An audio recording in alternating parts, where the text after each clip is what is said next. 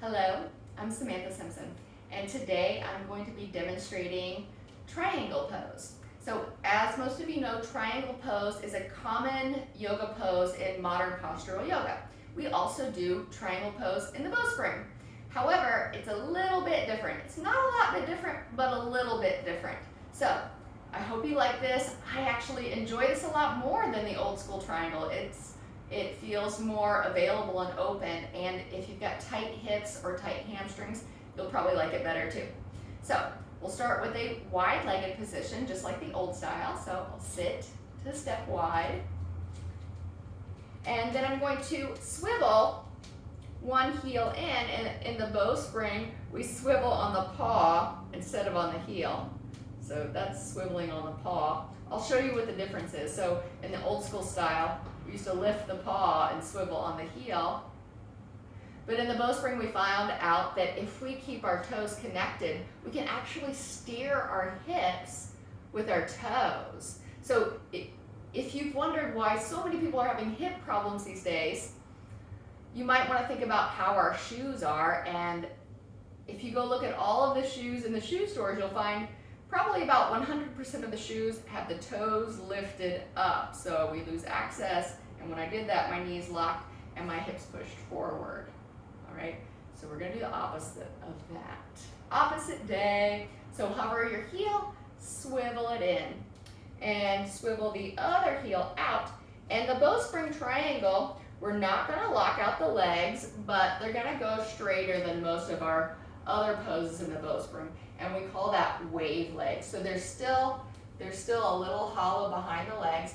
Take your right hand to right under your knee, and you can grab your butt and pull it out. So until your hips are really open, you really got to break open the fascia on the backs of the legs, right at the underbutt area, and then that'll give you more space. So with the hand that's holding the calf, you try to make a muscle and use energy in your arm. All right, and then bow your belly. So still not locking the legs, and then you can take the other arm to a seed hand. Notice I'm not lifting the arm up right overhead or straightening the fingernails. This is what I would do in the old school triangle. In the Bowspring, I'm pushing it into the forward plane, and I'm also going to keep my neck long. In the old style of yoga practice, we would turn our head, which causes a lot of tension in the neck, and we get a lot of that anyways in our everyday life. So instead, I'm just going to keep the neck long. I might even tilt the crown of the head. That feels good towards the floor. And then the next step would be to bow, so I'll look forward at this mirror. And I'm acting like I'm holding onto a rope with my left hand.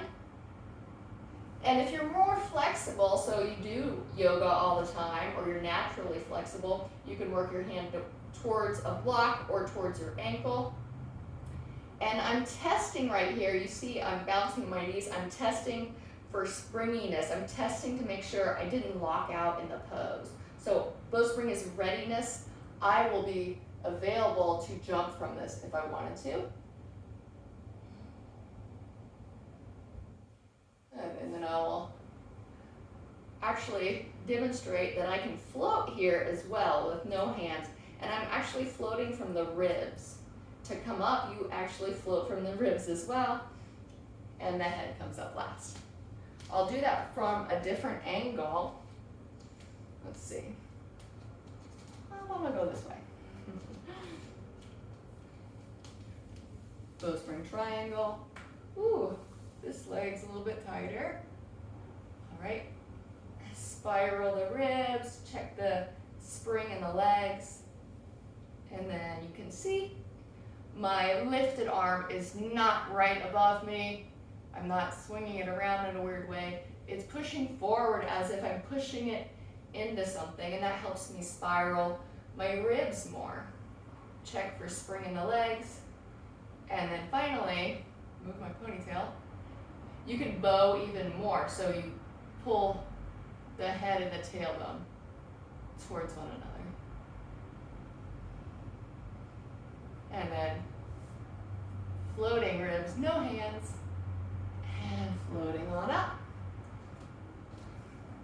So I just demonstrated Bowspring Triangle pose. I hope you enjoyed it. Give it a try and let me know what you think. Thank you.